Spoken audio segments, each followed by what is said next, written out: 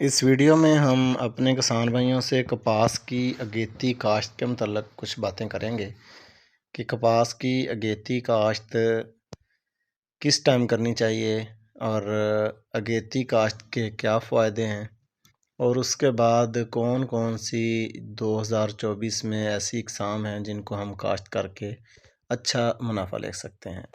تو تمام ورائٹیوں کی ہم تفصیل بھی بتائیں گے کہ کون کون سی ورائٹی کن کن خصوصیت کی حامل ہے، اور ٹرپل جین جو ورائٹیاں ہیں ان کے بارے میں بھی مکمل اس ویڈیو میں ہم اپنے کسان بھائیوں کو بتائیں گے۔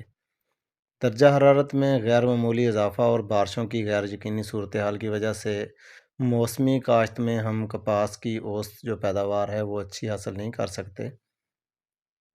فصل کی اگیتی کاشت نارمل ٹمپریچر میں رس چوسنے والے کیڑوں سے بھی کافی حد تک محفوظ رہ سکتی ہے۔ کپاس کی اگیتی جو کاشت ہے وہ گلابی سنڈی جو ہے اس کے حملے سے بھی کافی حد تک محفوظ رہتی ہے۔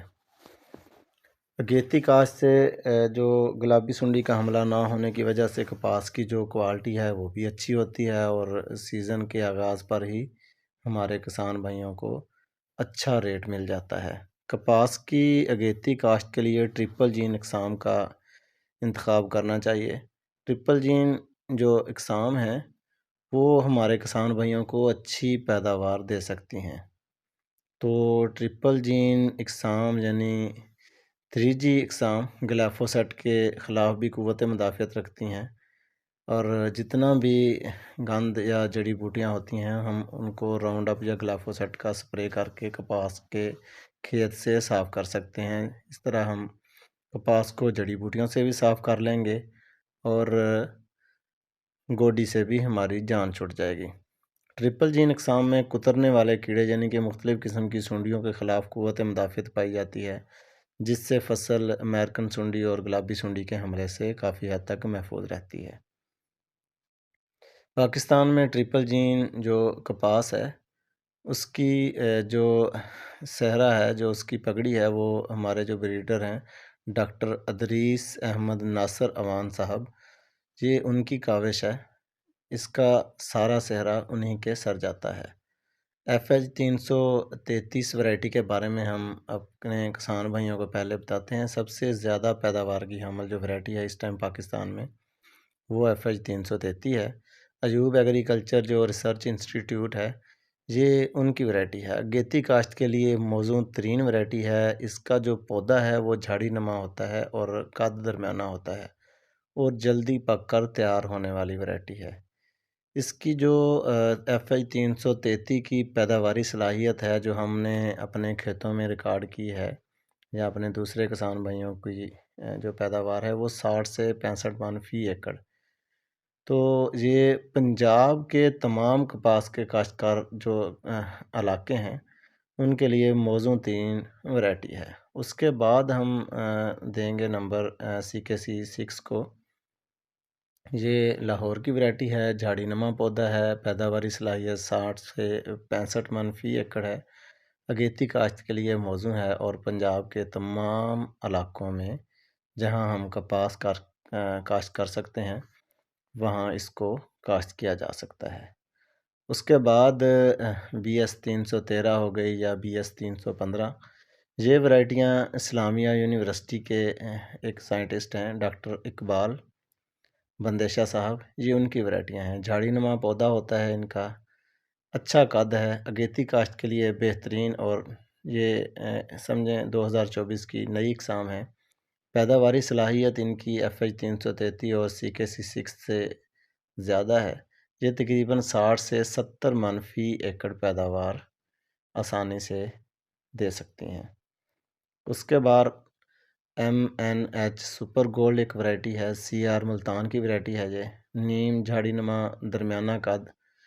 اس کی جو سب سے اہم بات ہے وہ خشکی کو برداشت کرنے والی ہے، یہ گرمی کو برداشت کرتی ہے، اگیتی اور موسمی کاشت میں پیداوار اچھی دے سکتی ہے۔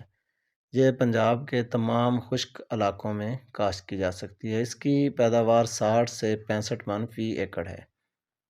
اس کو ہم گندم کے بعد پنجاب کے علاقے جیسے بکھر اور میاں والی اس طرح کے علاقے ہیں جہاں گرمی کی شدت دوسرے علاقوں سے زیادہ ہوتی ہے، وہاں ہم MNH سپر گولڈ کو کاشت کر سکتے ہیں۔ اس کے بعد CS 200 یا CS 300 یہ ورائٹی کو بنانے والے ہیں چٹھا سیڈ وہاڑی۔ یہ دونوں ورائٹیاں CS 200 اور CS 300 چٹھا سیڈ وہاڑی والوں کی ہیں، اور CS 200 کا اپڈیٹ CS 300 ہے۔ جھاڑی نما پودا ہے اور قد بھی اس کا اچھا ہوتا ہے، 60 سے 65 من تک فی ایکڑ پیداوار دے جاتی ہے۔ اس کے بعد ہدف 3 ہے، یہ 4 برادر کی ورائٹی ہے اور درمیانہ قد ہے، جھاڑی نما پودا ہے۔ پنجاب کے مختلف علاقوں جیسے رحیم یار خان، بہاولپور، ملتان، مظفر گڑھ، ساہیوال، فیصل آباد، راجن پور میں کاشت کے لیے موزوں ہے۔ اس کی پیداواری صلاحیت تقریباً 55 سے 60 من فی ایکڑ ہے۔ اور اس کے بعد ہم اپنے کسان بھائیوں کو بتائیں گے ICS 386 تارا کراپ سائنس لاہور کی ورائٹی ہے۔ پیداواری صلاحیت اس کی دوسری تمام جو ہم نے ورائٹیاں بتائی ہیں ان سب سے زیادہ ہے، یہ تقریباً 70 سے 80 من فی ایکڑ پیداوار دے جاتی ہے۔ جھاڑی نما پودا ہے، پنجاب کے تمام علاقہ جات جہاں کپاس کاشت ہوتی ہے ان علاقوں میں کامیابی سے کاشت کی جا سکتی ہے۔ اس کے بعد نمبر آئے گا سلور کوئن۔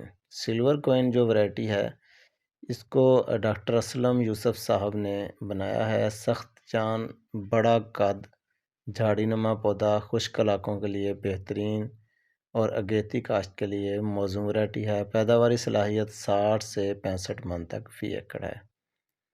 تو ہم اپنے کسان بھائیوں کو مشورہ دیں گے کہ تمام اقسام کا بیج کسی با اعتماد ادارے سے یا کسی با اعتماد شخص سے خریدیں تاکہ بعد میں آنے والے کسی بھی ناخوشگوار حالات میں وہ آپ کو بیجار و مددگار نہ چھوڑے۔ اگر آپ بیج اچھا لیں گے تو ظاہر ہے آپ کی پیداوار بھی اچھی ہوگی، اگر بیج میں ہی کسان سے دھوکہ ہو گیا تو پیداوار بھی آپ کو دھوکہ دے گی۔